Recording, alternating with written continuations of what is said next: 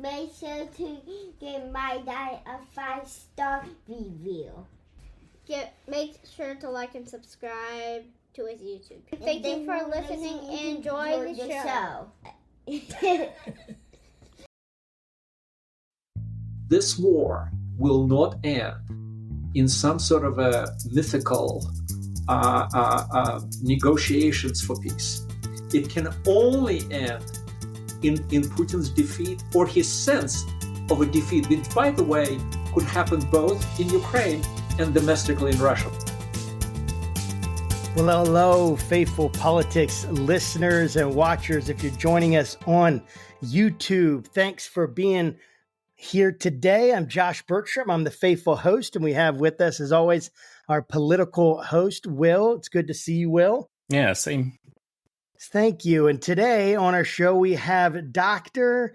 Leon Aron. I should have asked you how to pronounce that before I went live. Is that Aron? Aron? We're on the right track. Aron is the correct Aron. There you go. Aron. I love it. And Dr. Aron is a senior fellow at American Enterprise Institute, AEI. He has expertise in Russian domestic politics, foreign policy, U.S.-Russian relations, post-Soviet evolution, and social, cultural, and economic aspects. He was born in Moscow and came to the United States as a refugee in 1978. And from 2014 to 2020, Dr. Aron was a governor of the Broadcasting Board of Governors, which oversees the operations of several international broadcasting outlets, including Voice of America and Radio Free Europe, Radio Liberty. He's also a prolific writer and editor, and his books include Roads to the Temple, Memory, Truth, Ideas, and Idols in the Making of Russia's Revolution, Essays 1989 through 2006, Yeltsin, A Revolutionary Life, and many others that he's edited and parts that he has written. So thank you so much for being on the program with us. We can't wait to have this conversation with you. Can I call you Leon? Yes. Well, Leon, thank you so much for being here. So tell me, what was it like to grow up? Tell me, just to have the audience get a little bit more acquainted with you. I gave them just a brief little biography there that hardly touches the surface, I'm sure, of your expertise and experience in life. So help us understand kind of who is Leon Aron.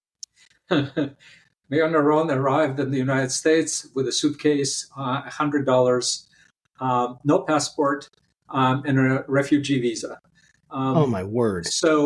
But fortunately, blessed be this country.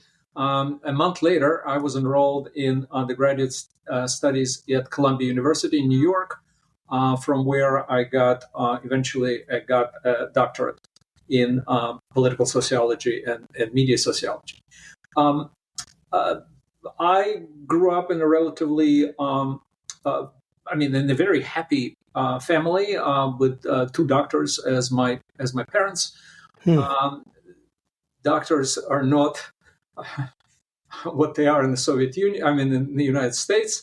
It took my parents 20 years to save for a tiny car. My father being a surgeon and my mother being a neurologist. So nevertheless, we read a lot of books, talked about things. And of course, one of the books I read while I was in college was Alexander Solzhenitsyn, Gulag Archipelago. That plus some other so-called samizdat, that is underground books, persuaded me that there really no future for that regime. Of course, eventually it will disappear because it was, first and foremost, immoral. But when that would happen, I had no idea. And I decided to roll the dice. I applied to immigrate, and there were three outcomes to that. You could go to jail. You could become a known person. In other words, you were unemployable, or you could get a permission to leave. And someone interfered that would be in your province, Reverend, somebody from above. Yes. And I was given a visa. I was given about a month to get the hell out. which I did. That's awesome. Wow, Yeah. that's a remarkable story. That really is. And okay, so there's a war happening in Ukraine, and I'd love to kind of get your insight, just general feelings about, Russia's invasion in Ukraine, and maybe more specifically, like, what's something you think that the American population, the American people would benefit from knowing about Putin? Because I just think it's really important that people understand who he is, especially as there are debates currently in Congress about whether or not we should give money to Ukraine. So, tell us a little bit about that. Well, I tried to address precisely that question in my new book that's coming out in October. It's called Riding the Tiger, Vladimir Putin's Russia and the Uses of War. For several reasons, which I will explain very briefly, Putin the war became an integral part of that regime. That's the tiger. Militarized patriotism, to which Putin switched the legitimacy of his rule in his third term, starting 2012, that's the tiger. When the economy is stalling, when the economic progress is no longer the foundation of your popularity or legitimacy, what do you do? Incidentally, a fascinating case, I'm writing about this now, is very much happening like that in China, if we have time to talk about it. So what do? Well, you change the so-called social contract, which used to say, stay out of politics, let me do what I want in politics, and I will make you, if not rich, then prosperous, or at least well off, which is what happened to Putin largely because of the shooting prices of oil and gas in his first two terms, 2000 to 2008. And the contract then reads, or he rewrote that contract to read, stay out of politics and I will defend you from the West, primarily the United States, that's out to destroy Russia. Of course, this is pretty much what Xi Jinping is telling the Chinese people at the moment, too. And so that's the tiger. That's the tiger that Putin settled and rather expertly made it trot in the right direction. The problem is that tiger requires fresh meat, and the bloodier and the warmer, the better. And, after a while, just saying, oh, they're threatening us, oh, they're going to attack us, and I will defend you, begins to wear off a bit. And so you hype up, you screw up the danger.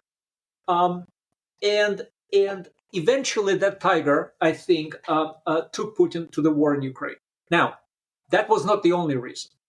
And this is something that the American people have to understand. And as the Reverend pointed out, and you pointed out, the debate of what should we do about the Russian invasion of Ukraine. So in addition to sustaining his regime, this war is necessary also because Ukraine is an existential threat to Putin's rule. In other words, he attacked Ukraine not for anything that Ukraine did. This is all myths. That Ukraine is about to let NATO to attack Russia from its territory. Total lies in which Putin really excels.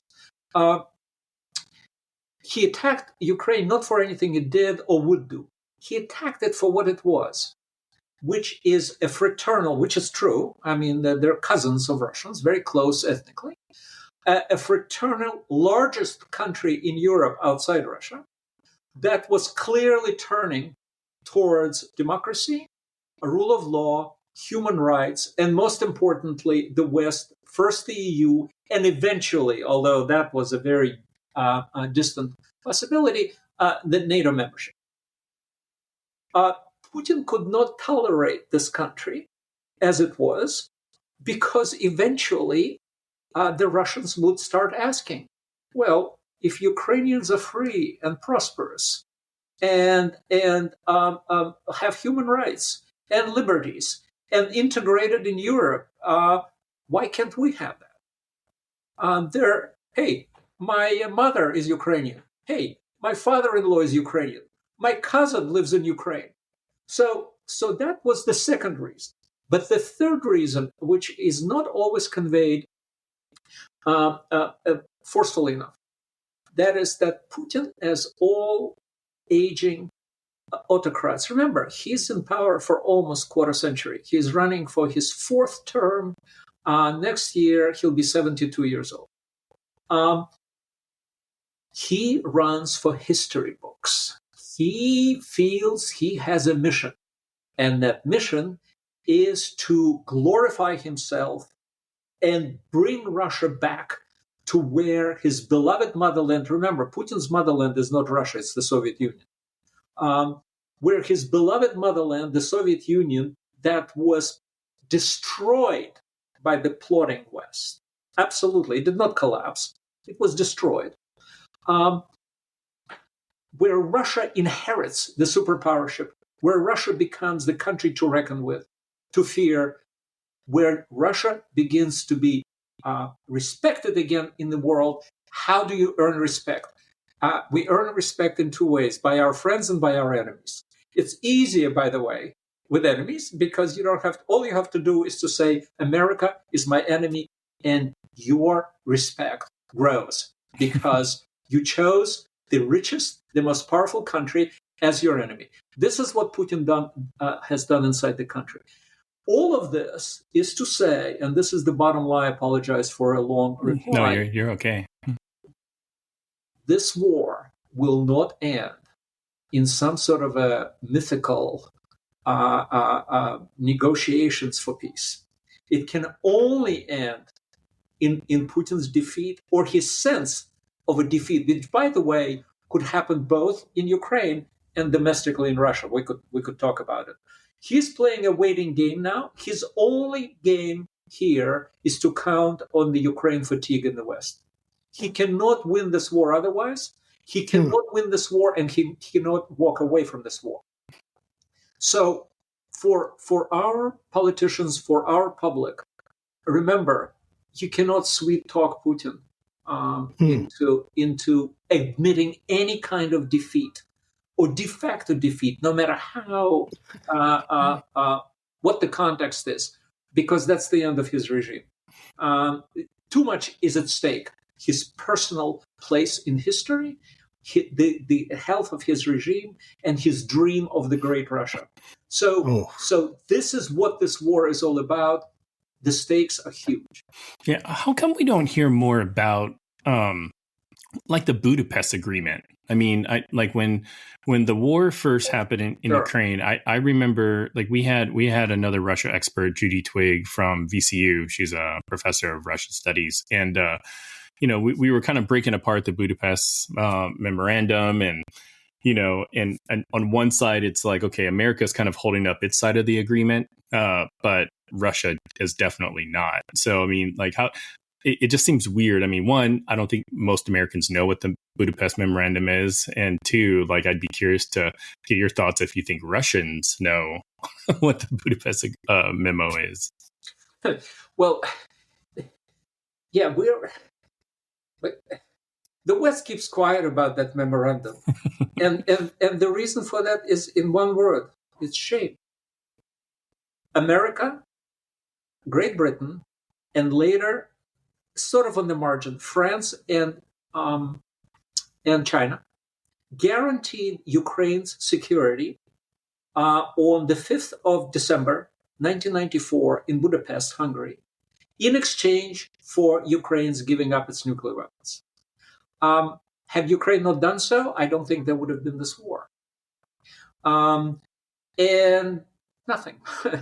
Those guarantees turned out, as the Russians would say, are written with pitchforks on water. So that is the reality. The upshot of that is that Ukrainians are saying, no, the only guarantee now is a membership in NATO. So we are covered by Article 5, an attack on one, an attack on all, which incidentally is probably the only way in which we could persuade the Ukrainian leadership, after the horrendous savagery, there's no other word, savagery, barbarism imposed on that country with the willful killing of women and children and hospitals and restaurants and clubs by Russian missiles, we could persuade them to any kind of accommodation with Russia. That would be the only guarantee, the membership in NATO. Mm. So it's so fascinating hearing you talk. I'm like glued to it because number one, you were born in Russia. So you understand it to a degree that no one who's not born in Russia would understand it. Even the Russian culture, things like that. It's so fascinating. And we're talking about Putin, right? We're talking about Ukraine, and that's fresh in our minds. Maybe it should be fresher in our minds, so we can make sure that there's victory potentially for Ukraine. I'd love to get your thoughts on that. But my question, though, is how has the domestic politics and policies in Russia evolved since the fall of the quote unquote fall of, the Soviet Union in 1989, 1990, something around there. How do we get here essentially? Help us understand how we got from, oh man, democracy, it's the end of history, as Yamamuchi, or I forgot how to say his name, but it's the end of history. Democracy reigns. And now it's under attack everywhere. What do you think? What's going on? Well, I wrote a book about this called Roads to the Temple. And it's based on a film, incidentally, with very strong and beautiful religious overtones. It's available. It's called Покаяние, or Repentance. I very strongly advise everybody to see it. And there I cite and also use for my title the penultimate line where somebody asks, where does this road lead? It's a passerby. And somebody says, well, I don't know where it leads, but it certainly does not lead to church. And the passerby says, what's the point of a road if it does not lead to church? And of course, what meant there is not just, the organized religion, but a thirst for moral living. And that is what that revolution was all about. It was not, with all due respect, about, the Russians being scared of the Strategic Defense Initiative, or another argument is, they're being spent into oblivion by the United States arms race. Well, Cuba is not spent into oblivion. South Korea and North Korea, where people eat grass, is not spent into oblivion. It's the leadership understanding suddenly that there was something immoral about that regime. And once you develop a crack at the top, remember, no revolution happens, in this sort of kind of, Marxist metaphor of peasants with pitchforks storming the palaces. It's a legend. Nothing happens unless, which is why authoritarian regimes that don't crack morally, such as Cuba, North Korea, live forever. Because you can always kill enough. And by the way, that's true of the Putin regime now too. Some hesitation has to occur at the top. And it did occur. This is what my book is about. And suddenly the gates were open, and what destroyed the Soviet Union was the truth. The truth about the regime destroyed people's faith in the regime, and therefore removed the moral foundation of the regime. And no regime can exist without the moral foundation. So what happened? Well, the decade of the 1990s was a strange beast. It was the freest Russia it ever was. Ever in its 1,000 years. The fear disappeared. Total freedom of speech, total freedom of the press, competitive elections. But also at the same time, of course, the destruction of that, what the Russians used to call a cannibalistic economy. That's economy that took more in resources that then produced on the other end. And of course, millions worked in that economy. No revolution pays pensions on time or salaries on time, and you had enormous suffering. So the 90s left a very strange taste. The intelligentsia, writers, the creative class loved it. They loved it despite the economic difficulties, because finally they could write and shoot and say what they wanted. People who worked for defense factories, people who work, the pensioners, hated it because they were suddenly impoverished. And so along comes Putin, who was incredibly lucky. At the end of the Yeltsin term in 1999, oil was on average $18 a barrel.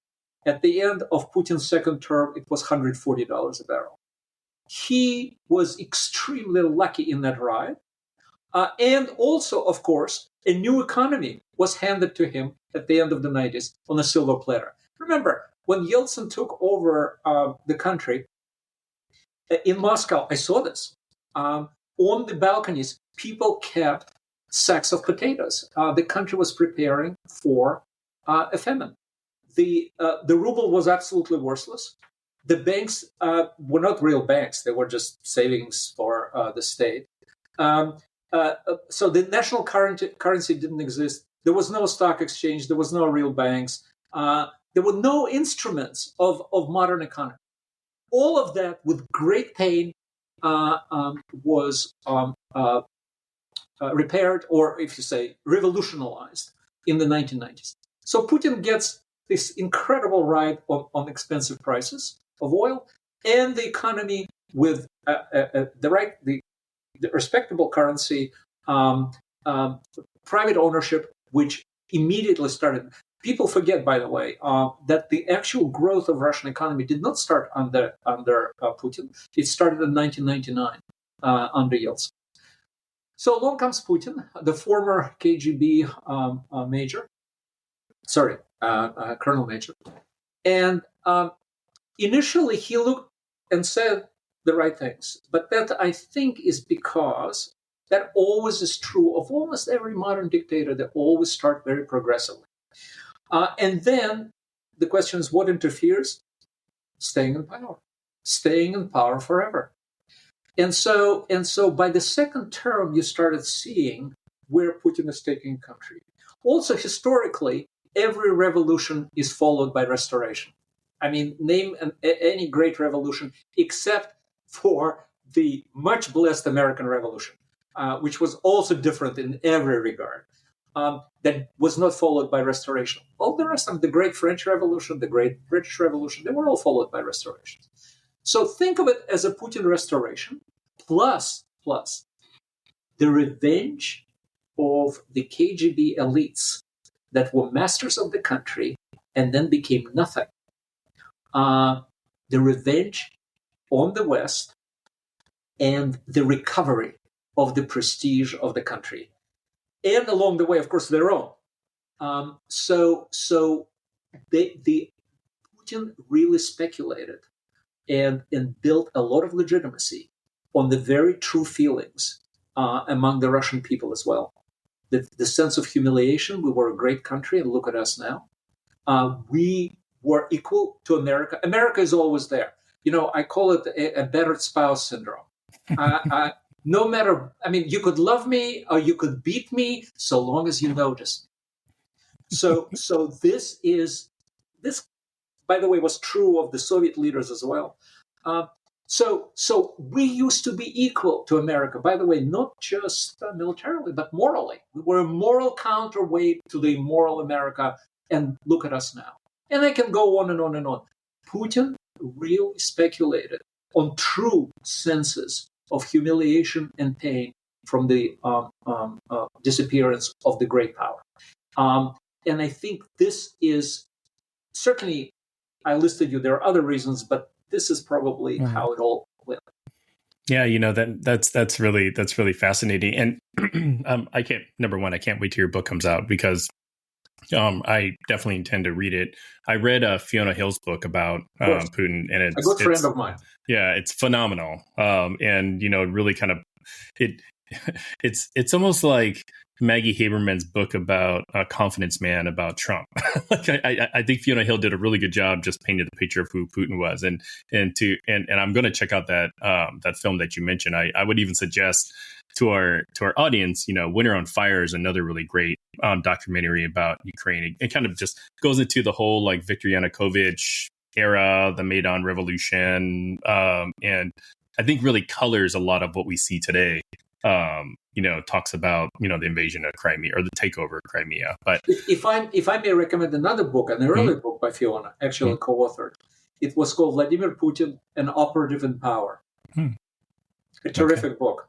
Okay. I actually was very much inspired for my own book by reading that book. Okay, awesome. Yeah, and I'll read both, and then if maybe you could put in a good word for us to have her. That sounds very good. Thank you. I know she's busy these days, but yes, very busy. So I want to talk real quickly about Yevgeny Prigozhin. He allegedly kind of got the window treatment by Putin, but he was a fairly big player in what's happening both in Ukraine and even in Africa. So, I'd love to kind of get your sense of, what comes next. Like, what role does the Wagner Group play in what's happening in Ukraine with him gone? So, with the departure, let's use that euphemism. Yeah, in quotes. Yeah. Yes, quotes. Of, and obviously almost certainly murder, ordered by Putin, of Yevgeny Prigozhin. Russia lost probably its finest, best motivated troops in Ukraine. So, as you know, some of them essentially were booted out. Some of them were refashioned and merged with regular troops under the Ministry of Defense, which, of course, was Prigozhin's bête noire, the group that he hated the most. But what Prigozhin, I think, did was, in other words, he opened the wound, he opened the fissure that's not going to heal very quickly. Yes, militarily, definitely, they're also, of course, refashioning his troops in Africa, where they largely served as dictators, bodyguards, probably also participant, or at least planning in recent anti-democratic coups, such as in Senegal. But what he did in domestic politics is not going to heal. And that is, he exposed the rather thin veneer of Putin's popularity. Just think of it. So here's a group of mutinous soldiers advancing towards Moscow, along the way stopping at the headquarters of one of Russia's 4 military districts, and that is Rostov-on-the-Don. Would you think that they would be met by regular soldiers firing at them, or the police, or the outrageous citizens with Putin's posters and the flags of Russia? No, the people came out, gave them candy and water, fraternized with him, and took selfies. Yeah. So this is something that I think scared the hell out of Putin, for which, of course, Prigozhin paid. And that is, again, remember, Putin is running for the presidency this coming spring at the age of strictly 71, but he'll be 72 next year. And even in his country, and maybe especially in his country, the memory of this sort of comatose vegetable autocrats, Brezhnev, Andropov, and before them, of course, Stalin and Kirienko, all of them were they're seared in people's memory. It's not that easy. And so that's what scares me. Remember, one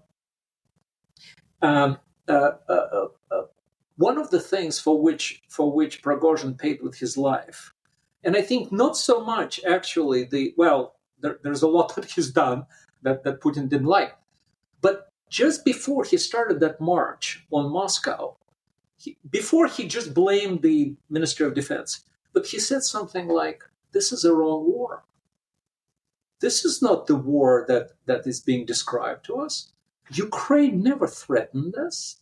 This war was provoked by the oligarchs and the Ministry of Defense and the generals in search of medals and orders."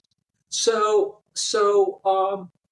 that is something that Prigozhin said, and look what happened when he died. Even with the heavy police presence, his memorials, makeshift memorials, were all over Russia. So that's Yevgeny Prigozhin for you. That's fascinating. As a pastor, correction, editorial correction. I said, when I mentioned the semi-comatose leaders, I said Kirienko. No, it's Chernenko. I'm sorry. It's the guy that was ruled for a year between Andropov and Gorbachev. Gotcha. So I have a question about the Orthodox Church in Russia. How have they played a part in promoting or being a force against the government? What's that been like, do you think, for the Russian Orthodox Church and priests and the whole system, the religious system there? What has that been like? Josh, it's a very sad story. In my book, there are probably half a dozen photos of Russian Orthodox priests blessing nuclear missiles with holy water, or standing there with icons. Putin, even now, he appointed a Russian saint, Seraphim of Sarov, to be the patron saint of Russian nuclear weapons. And he actually went, I have a photo. He blessed the relics, and there he is with the patriarch at that time, Alexei, praying and blessing the procession in the city of Sarov, which is the capital of the Russian nuclear research. How that came about, it's a long story. The back of independent church was broken by Ivan IV, known as Ivan the Terrible, in the middle of 16th century, when he killed the last independent metropolite of Russia by the name of Philip. He either strangled him or poisoned him, first exiled him. From that point on, and then add to that Peter the Great, which has essentially made priests the state functionaries. From that point on, he created the so-called synod and paid their salaries. And so the Russian Orthodox Church is a sad story, with some notable exceptions of martyrs. A sad story of yet another state institution in the service of authoritarians. But to be honest, it's hard for me to imagine a sadder case than now, because, all right, so Stalin, Lenin and Stalin, remember there was 90% of priests, nuns, and other servants of the church were simply killed or sent in the Gulag between 1917 and 1935, and continued to be. And of course, Stalin added to it. Stalin revived the church during World War II for obvious reasons. He wanted to motivate the believers, who, of course, if they did pray, that they did it in the darkness of their kitchens. An icon in the house could send you to Gulag for 10 years.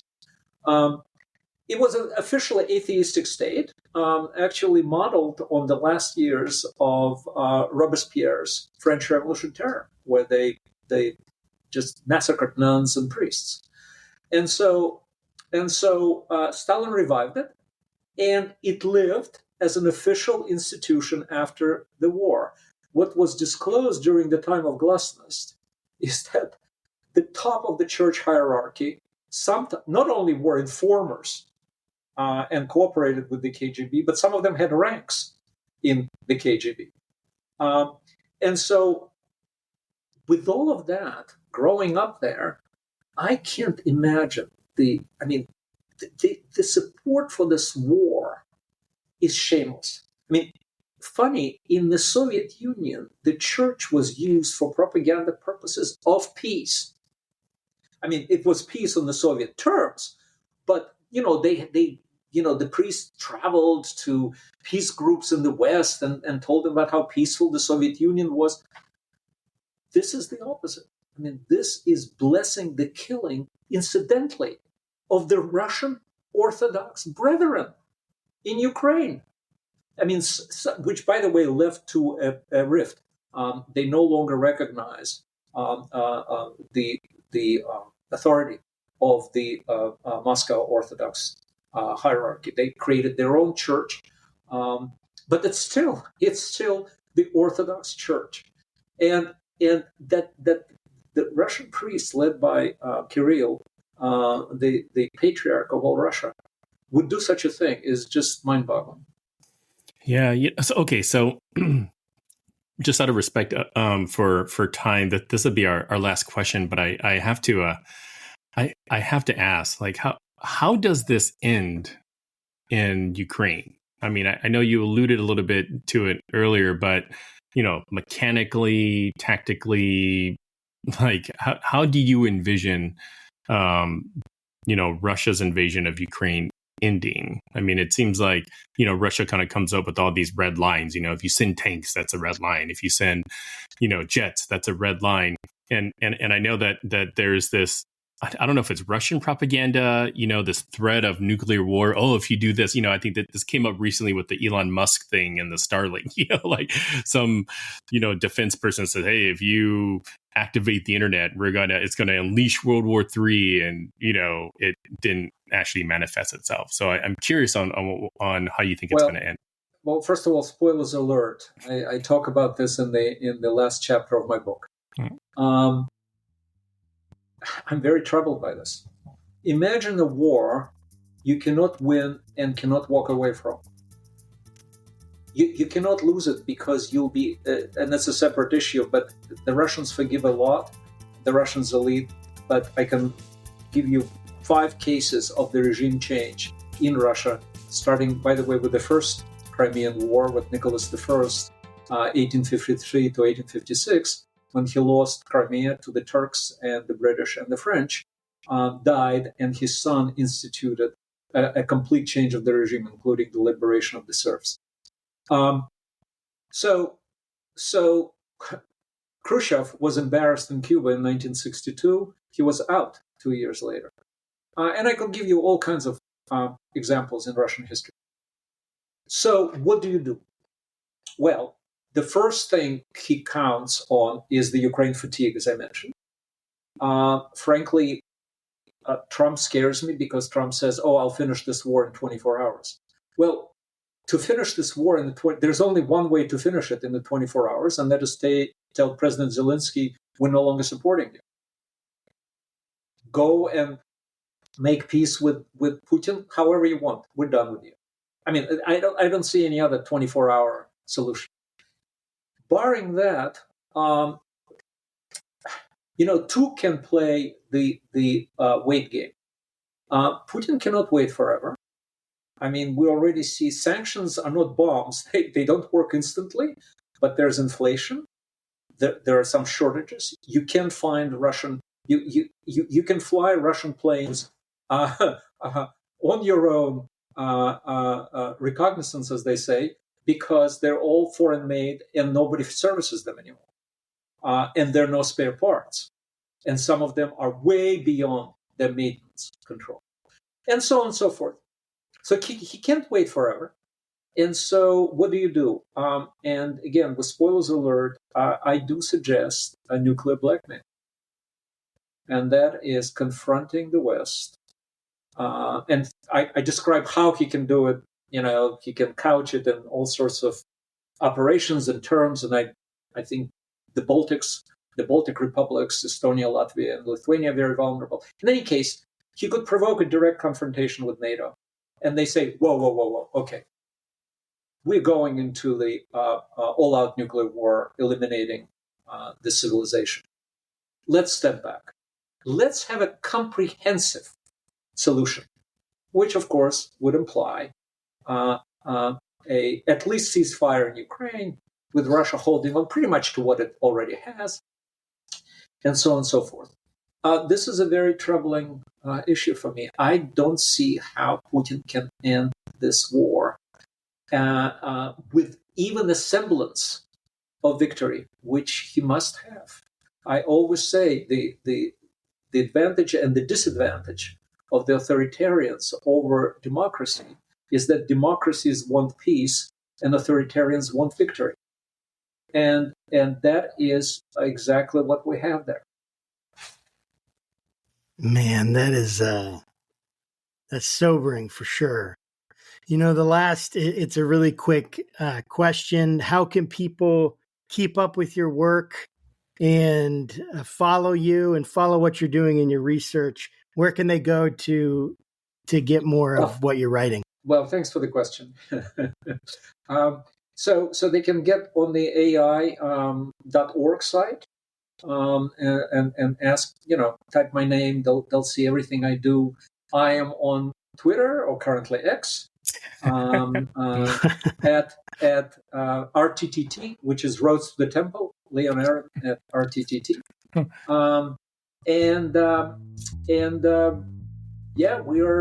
We are launching the book on the 23rd of October. They can actually watch it if they can't come personally. They can get on the AEI site.